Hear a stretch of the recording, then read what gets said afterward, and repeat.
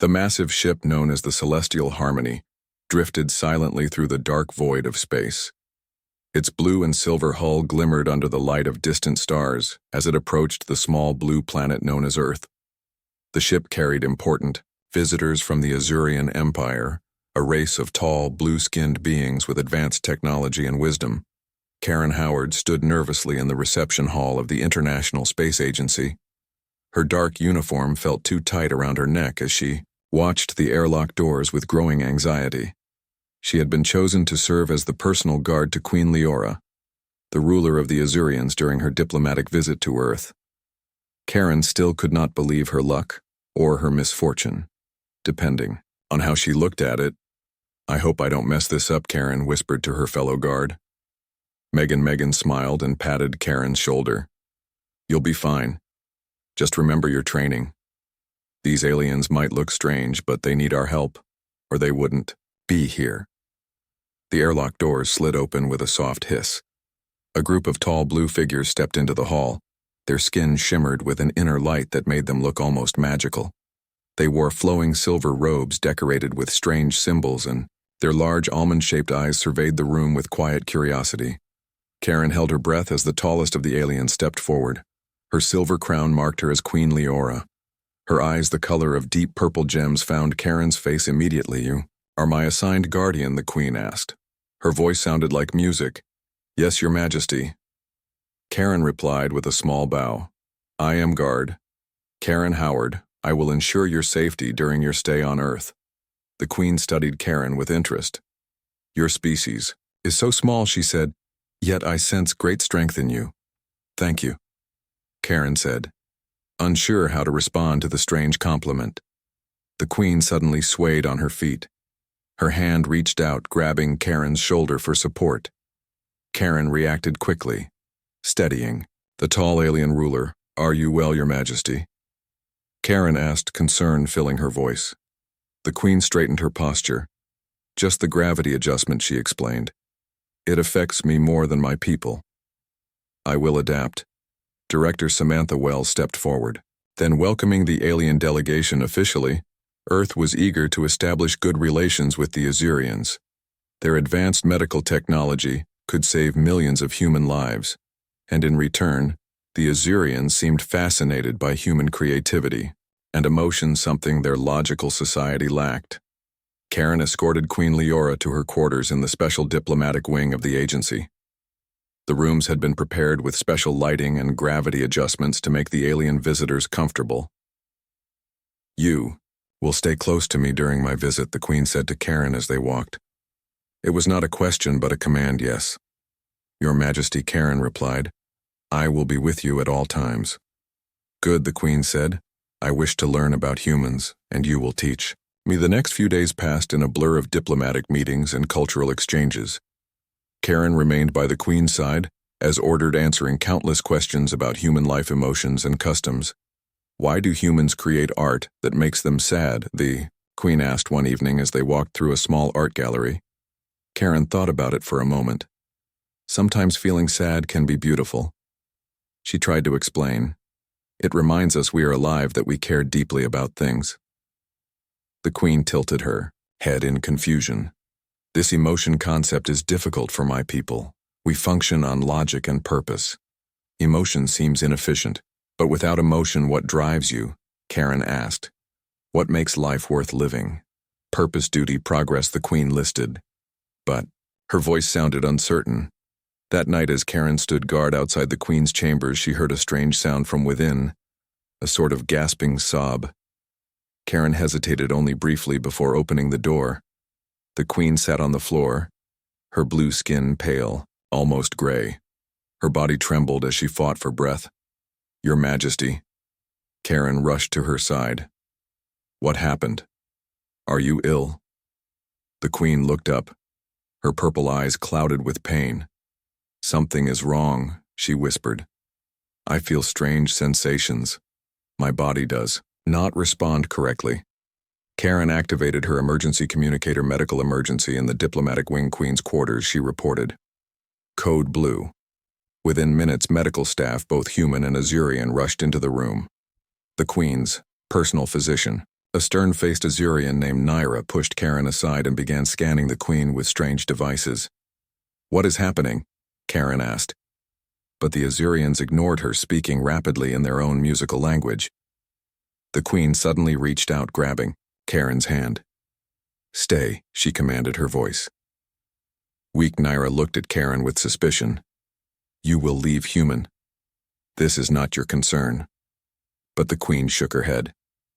"No, she stays, I trust her." The human doctors looked confused as they tried to understand the Queen's symptoms. Her heartbeat was erratic, her breathing shallow. Karen watched with growing concern as the medical team worked. The Earth air. "It must be affecting her," one of the Azurian advisors suggested.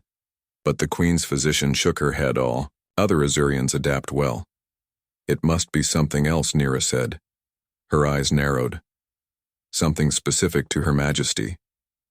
Karen thought quickly. What has the Queen eaten or drunk that was different from the others? She asked.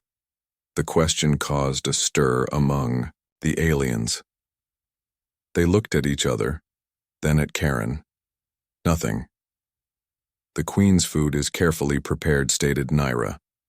But Karen noticed a flicker of doubt cross the physician's face. The Queen gripped Karen's hand tighter. "The tea," she whispered. "The special blend for royal blood only." Karen remembered the strange tea ceremony she had witnessed that morning. The Queen alone had drunk from a silver cup while the others used crystal glasses. "I need to see that tea," Karen said firmly. Naira bristled at Karen's tone. "You question our ways." "Human. The royal tea is sacred tradition." The Queen made a weak gesture. "Bring it," she ordered. A small silver container was brought forward. Karen carefully opened it, examining the contents. The leaves looked ordinary, but gave off a strange sweet smell. Karen handed the container to the human doctor. "Can you analyze this quickly?" she asked, as the doctors rushed away with the sample. Karen stayed by the Queen's side, holding her hand, and speaking softly, telling her stories of Earth trying to keep her conscious. The Queen looked at Karen with dimming eyes. "Tell me about the ocean," she requested. "I wish to see it before." "No," Karen said firmly. "You will see it yourself, Your Majesty. This is not the end of your journey." The Queen smiled weakly. "Such emotion, such care, I begin to understand now why your kind values it." The laboratory buzzed with activity as human and Azurian scientists worked side by side analyzing the Queen's tea. Karen paced outside the lab doors, her mind racing with worry. Queen Leora had been moved to the medical bay where she lay connected to strange machines, her blue skin now almost white. Dr. Elaine Porter emerged from the lab, her face grave. Karen rushed to meet her. "What did you find?" she asked. The doctor held up a tablet with complex molecular structures displayed on the screen. "The tea contains compounds that react specifically with the Queen's genetic makeup," she explained. "It wouldn't affect any other Azurian, but for her it's highly toxic." Karen felt cold anger building inside her. Someone tried to poison the Queen. The doctor nodded. "It's targeted assassination, and very clever. The poison would have appeared as natural illness to most scans." Karen hurried to the medical bay where Nira and the other Azurian officials had gathered around their Queen. The tension in the room was thick. The Azurians whispered among themselves, shooting suspicious glances toward Karen.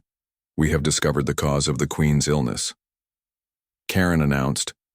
"The royal tea was poisoned with a compound that targets her specific genetic code." The room erupted in angry shouts.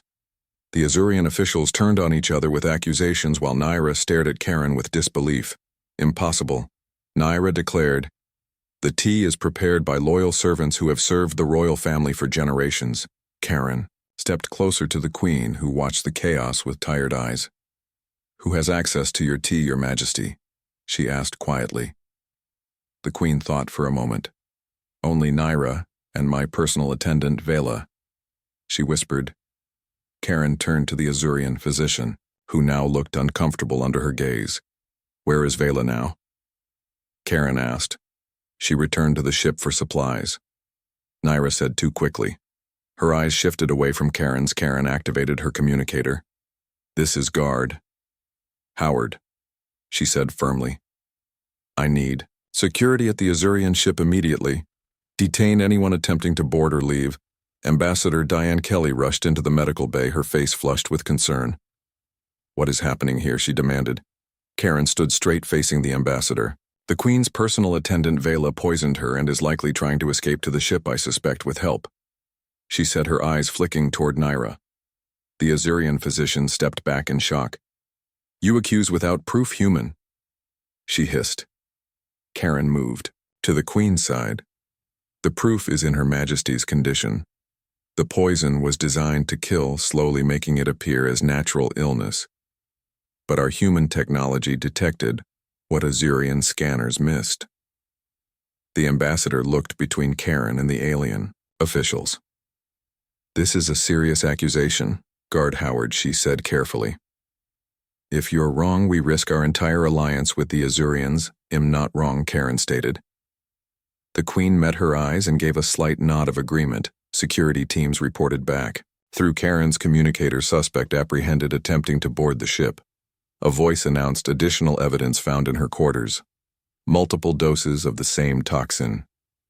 Nira lunged forward, suddenly pulling a small silver device from her robes.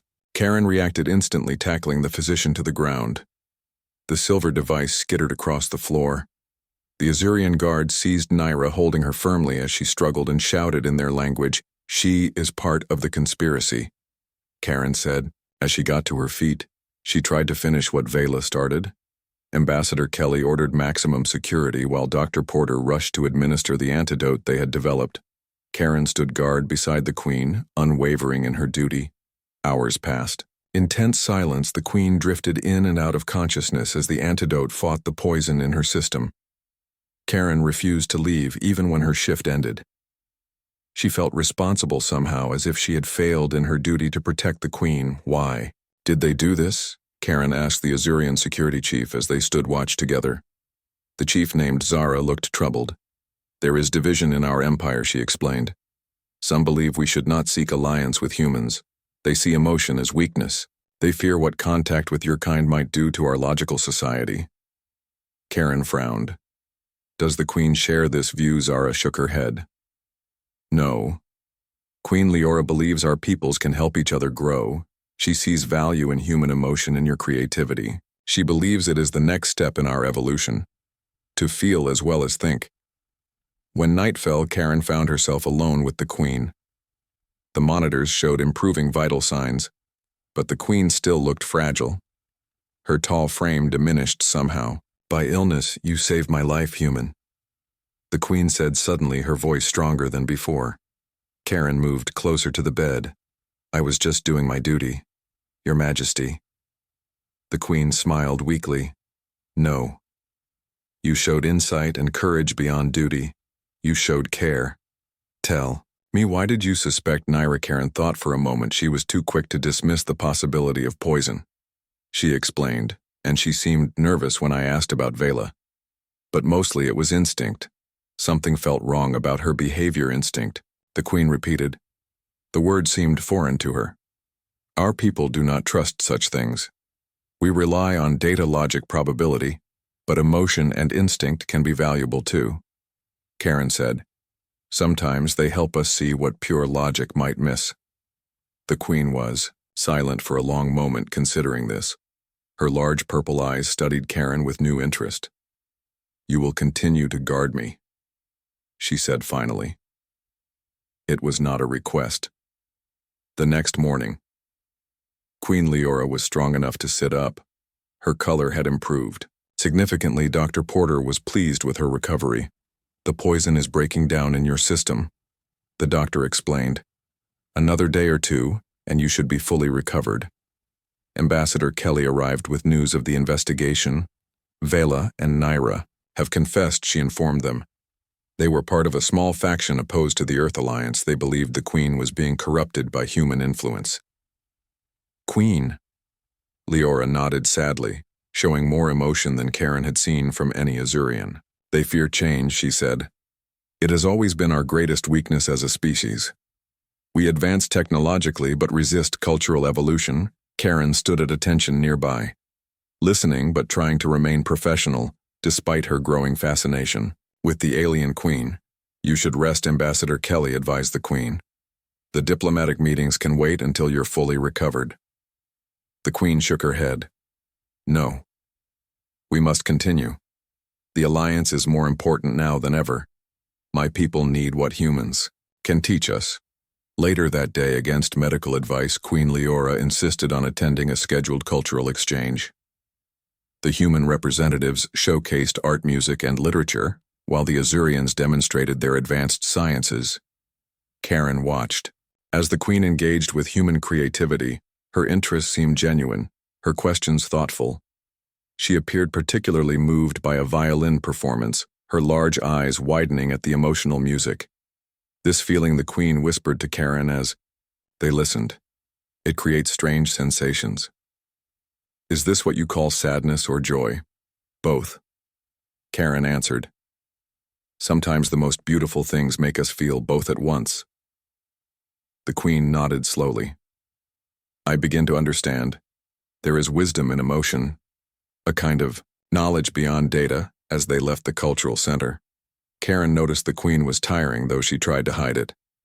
Your Majesty, you should return to your quarters and rest. Karen suggested. The queen looked at her with those strange purple eyes. Will you tell me more about human emotions, she asked as they walked. How you experience them, Karen smiled. Of course, Your Majesty, I would be honored. 3 days had passed since the assassination attempt. Queen Leora had recovered quickly, amazing the human doctors with her resilience. Karen remained by her side, constantly vigilant for any further threats. The diplomatic mission continued, but with heightened security. A sense of unease hung over the proceedings. Karen stood at attention as Queen Leora met with Earth leaders discussing trade agreements and cultural exchanges. Though she maintained her professional demeanor, Karen found herself increasingly drawn to the alien queen. Her grace, intelligence, and growing curiosity about human emotions fascinated Karen. During a brief recess, Queen Leora approached Karen. I wish to see more of your world, she said. Not just meeting rooms and official buildings I want to experience. Earth. Karen hesitated. Such an excursion would be difficult to secure, Your Majesty, she replied. The security risks are significant. The queen fixed Karen with her intense purple gaze. I did not survive poison. To live in fear, she stated. I trust you to protect me. Karen could not argue with the queen's determination. She arranged a small excursion, a visit to the nearby coast with maximum security. The Azurian delegation was nervous about the plan, but the queen overruled their objections. The next morning, Karen escorted Queen Leora to the waiting vehicle. Only 2 other guards and the Azurian security chief Zara would accompany them, keeping the group small and less conspicuous. The queen wore a hooded cloak to disguise her alien appearance, though her height still made her stand out. As they drove toward the coast, Karen explained the sights they passed. The queen watched everything with keen interest, asking questions about the most ordinary things. Buildings, traffic patterns, even the behavior of birds in the sky. This world is so chaotic yet harmonious, the queen observed. Your species builds with such variety, such little concern for perfect symmetry or efficiency. Karen smiled. We value uniqueness, sometimes even over practicality, she explained. Beauty can be more important than function. They arrived at a secluded beach reserved for their visit. The queen stepped from the vehicle and stood motionless, staring at the ocean. Her tall body perfectly, still only her silvery hair moving in the gentle breeze. It is more vast than I imagined, she whispered. The blue of it. The constant motion. The sound. Karen watched as the alien queen slowly approached the water. Her usually composed features showed wonder as she reached down to touch the waves that lapped at the shore. The queen gasped at the sensation. It feels alive, she said. The constant movement, the temperature. It is cold, yet pleasant. For hours they walked along the empty beach. The queen collected shells and stones, examining each with scientific curiosity, but also growing aesthetic appreciation.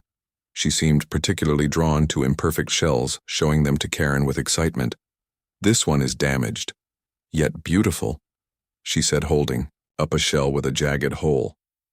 How strange that imperfection can enhance beauty rather than diminish it. Karen nodded. Sometimes the flaws are what make something special, she explained. They tell a story. They make it unique. The Queen considered this carefully, a profound concept, she said almost to herself. In my world, we discard the imperfect, we seek only ideal forms. As the sun began to set, they sat on a large rock watching the changing colors of the sky. The Queen seemed entranced by the spectacle. In my world, we have 3 suns, she told Karen. The light is constant, predictable. We do not have this daily transformation. Karen watched the Queen's face in the golden light of sunset, seeing genuine emotion there. Do you miss your home? She asked. The Queen was silent for a moment. I miss its familiarity, she admitted. But I find myself drawn to Earth's unpredictability, its wild beauty, its emotional people. She turned to Karen. I have lived 4 of your centuries, yet I have never felt so alive as in these few days on your planet. Their peaceful moment was shattered by an urgent communication from security headquarters. Karen listened to her earpiece, her body tensing. We need to return immediately, she told the Queen. There's been a development. They rushed back to the vehicle. Karen, now on high alert, scanning their surroundings for threats. The Queen sensed her concern. What has happened? She asked as they drove quickly back to headquarters. Karen kept her voice steady. Another plot has been uncovered, she explained. Several members of your delegation have been arrested. They were planning a second attempt on your life. The Queen showed no surprise, only a deep sadness. They fear change so much, she said. They would rather destroy me than allow our society to evolve. When they arrived at headquarters, Ambassador Kelly met them with grave news. The conspiracy is larger than we thought, she informed them. It's not just a few dissidents. It's an organized faction with support from high levels of Azurian government. The communication system on your ship has been compromised, the ambassador continued. They have been sending secret messages back to your world. There is talk of civil unrest, growing opposition to the Earth Alliance. The Queen stood tall, her regal bearing returning. I must address my people. She declared, I must convince them that this alliance, this change is necessary for our survival. Karen followed as the Queen swept toward the communication center. The Azurian officials parted before her, some looking guilty, others afraid. The Queen took her place at the transmission console, preparing to broadcast directly to her homeworld. Karen, I need your assistance, the Queen said unexpectedly. I must speak to my people with emotion. I must make them feel, not just understand. Will you help me find the words? Karen was stunned by the request but stepped forward. I will try, Your Majesty, she said. Together they crafted a message not just of logic and reason as was Azurian custom, but one infused with passion, conviction, and hope. Karen helped the Queen express the value of emotional wisdom, how it complemented rather than opposed rational thought, as the Queen prepared to transmit her message. Zara rushed in with alarming news. There are reports of ships leaving our homeworld, she said breathlessly. Military vessels. Their destination appears to be Earth. The room fell silent with shock. Why would they send military ships? Ambassador Kelly asked. Would they attack Earth over this alliance? The Queen looked troubled. My opposition grows bolder, she said. They see our friendship with humans as contamination. They fear emotion as a disease that will spread through our society. Karen watched as the Queen straightened her shoulders. Her decision made, I will not allow war between our worlds. She declared, I will not let fear destroy what we have begun. The Queen turned to the console and began her transmission, her voice strong and clear, filling the room. People of Azuria, I speak to you not just as your Queen, but as one who has discovered a truth long hidden from our kind. Emotion is not weakness. It is not chaos. It is a form of wisdom, a kind of strength we have denied ourselves. Karen listened as the Queen spoke of her experiences on Earth, the assassination attempt, her recovery, the beauty she had witnessed. the feelings she had begun to experience. She spoke with growing passion, her voice rising and falling with emotion. Something unprecedented for an Azurian I have tasted, joy, she told her people. I have felt wonder, I have known fear. Yet I stand stronger for these experiences, not weaker. Our logic has brought us technological marvels, but without emotion, without empathy, without connection, what purpose does our advancement serve? The Queen looked at Karen as she continued to address her distant world. The humans have shown me that imperfection can be beautiful. That change, though frightening, can lead to growth. That feeling deeply makes life worth living. The transmission continued for nearly an hour, the Queen's voice never wavering. When she finally finished, she turned to Karen, her purple eyes bright with what appeared to be tears, a biological response.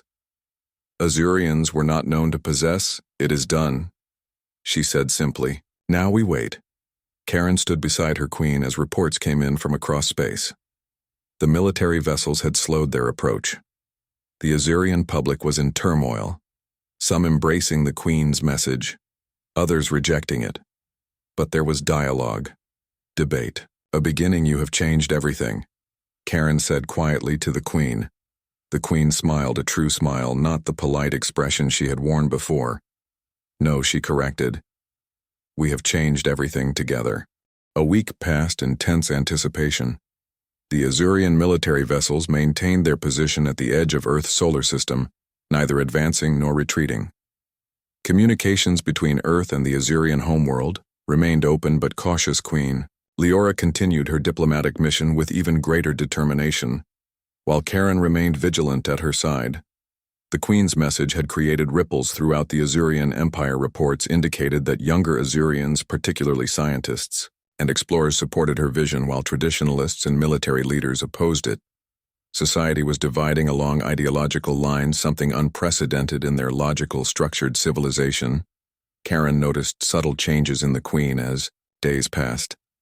She laughed more freely, showed frustration when negotiations stalled, expressed joy at new discoveries. Her emotional range expanded daily, fascinating the human scientists who studied Azurian biology. You are becoming more human each day, Karen observed one evening as they walked through the diplomatic compound's garden. The Queen considered this.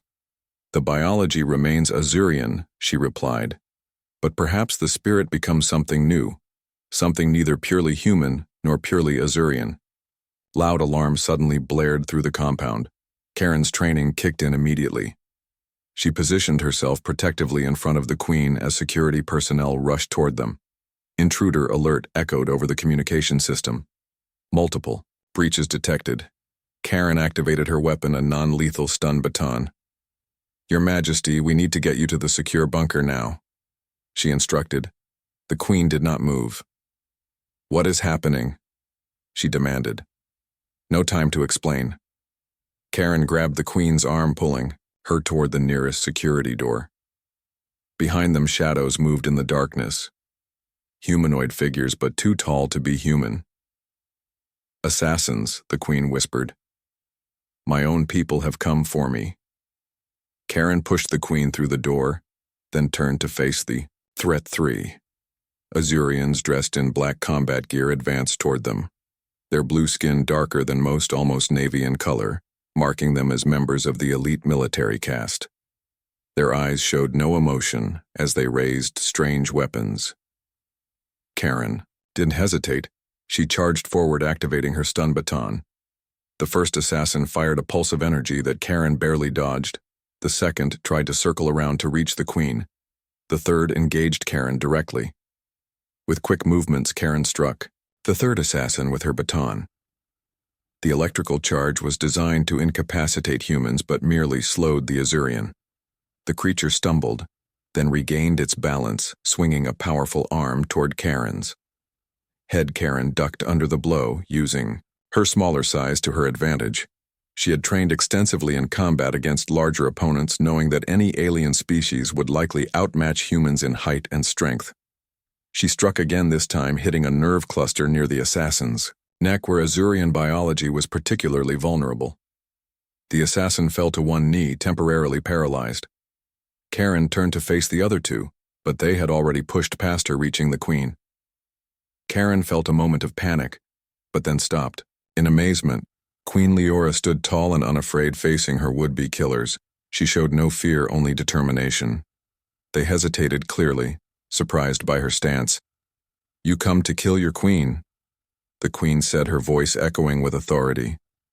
"I who have led our people for 3 centuries, I who have preserved our way of life through cosmic storms and resource wars, I who now seek to lead us to a new level of existence."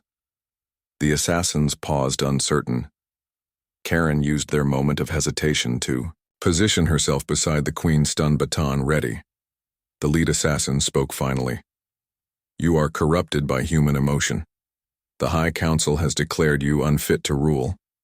The queen laughed, a sound that seemed to shock the assassins. "The High Council fears what they do not understand," she replied. "Fear itself is an emotion, yet they embrace it while rejecting all others. They send you to kill me because they cannot face me themselves." Security forces surrounded them now, both human and loyal Azurian guards. The assassins realized they were trapped. Karen saw one assassin reach for a small device attached to his belt. "Bomb!" she shouted, pushing the queen aside as the assassin pressed a button. Instead of an explosion, a pulse of energy rippled outward. Karen's ears popped painfully and all electronic devices sparked and died. The assassins used the distraction to break through a window. Leaping with inhuman agility toward freedom, Karen helped the queen to her feet. "Are you hurt?" she asked quickly, checking for injuries. The queen shook her head. "They used an electromagnetic pulse," she explained. "It disables technology temporarily but harms no living tissue." The compound was in chaos. All communication systems had failed. Security doors were locked. In-place cameras and sensors were offline. The ambassador's security team worked frantically to restore basic functions. "We are vulnerable," the queen stated. "They will return with greater numbers." Karen thought quickly. "The EMP has disabled all security systems in the compound," she reasoned. "We need to move you somewhere unexpected, somewhere they wouldn't look for an alien queen." The queen's eyes widened, understanding Karen's plan. "Where?" "My apartment," Karen said. "It's 15 miles from here in an ordinary neighborhood. No advanced security, but no one would think to look for you there." Ambassador Kelly objected strongly when Karen proposed the plan. "Too risky," she argued. "We can't take the queen off-site without proper security." The queen overruled her. "They expect me to remain here in a fortress," she said. "That is precisely why I must leave security through obscurity." They dressed the queen in human clothes, a long coat and hat concealing her alien features. In the confusion following the EMP attack, Karen led her through service corridors to a staff parking area. Megan, Karen's fellow guard, provided her personal vehicle for their escape. The drive to Karen's apartment was tense. Every shadow seemed threatening, every passing car suspicious. Karen took a circuitous route, watching for signs of pursuit. The queen sat silently beside her, taking in the ordinary streets and buildings of a human city. Karen's apartment was small and modest. Nothing like the luxurious accommodations the queen was accustomed to. Karen felt suddenly self-conscious about her humble home. "I'm sorry, it's not very grand," she apologized as she secured the door behind them. The queen moved through the space, touching objects with curiosity, examining photos and books. "It is authentic," she said. "It is real. The home of a real human, not a diplomatic showpiece. I find it fascinating." Karen quickly gathered essential supplies, contacted trusted colleagues through her backup communication device, and established a security perimeter around the building. Her training had prepared her for crisis situations, but harboring an alien queen in her studio apartment was beyond any scenario she'd imagined. Night fell. The queen sat by the window, looking out at the city lights. Her tall frame seemed out of place on Karen's small sofa, but she showed no discomfort. "Your world never truly sleeps," she observed. "The lights, the movement. It continues through darkness." Karen prepared a simple meal, unsure what the queen would find acceptable to her alien palate. The Queen watched with interest as Karen cooked. "On my world, food is functional," she said. "We engineer nutrition for optimal health, not for pleasure." Karen smiled. "That sounds boring," she said without thinking, then caught herself. "I'm sorry. I meant no disrespect." The Queen was not offended. "It is boring," she agreed. "That is the word I would use now that I understand it. Efficient, but without joy. Like much of my civilization as they ate." The Queen asked questions about Karen's life, her family, her childhood, her dreams. Karen found herself sharing stories she'd never told anyone. The Queen listened with genuine interest, her purple eyes focused intently. "You chose to be a protector," the Queen observed. Why Karen considered the question. "I wanted to make a difference," she answered honestly. "To stand between danger and those who can't protect themselves." The Queen nodded slowly. "A noble purpose," she said. Then she added softly, "You have fulfilled it well." A silent moment passed between them, something unspoken but powerful. Later, Karen would recognize it as the moment everything changed, the moment when duty became something more. Their peaceful interlude was shattered by an alert from Karen's security perimeter. 3 vehicles. Approaching unauthorized personnel detected. Karen moved quickly, drawing her weapon and positioning herself between the Queen and the door. "We have company," she said grimly. The Queen stood calm and dignified. "They have found us." Karen nodded. "They must have tracked us somehow," she said. "We need to move." "There's a back exit through the kitchen," but before they could move, the windows imploded, sending glass shards flying across the room. Karen shielded the Queen with her body, feeling tiny cuts on her exposed skin. Dark figures swarmed into the apartment, their weapons raised. "We are surrounded," the Queen stated the obvious. Karen assessed their options quickly. This was not a battle they could win through force. The assassins outnumbered them and had superior weapons. But Karen had one advantage. They wanted the Queen alive. Karen raised her hand, stepping forward. "I surrender," she announced loudly. "But the Queen stays under my protection by order of Earth government. Any harm to her will be considered an act of war against humanity." The lead assassin hesitated, clearly not expecting this approach. The Queen placed a hand on Karen's shoulder. "Lower your weapon guard," she said softly. "I will face my people."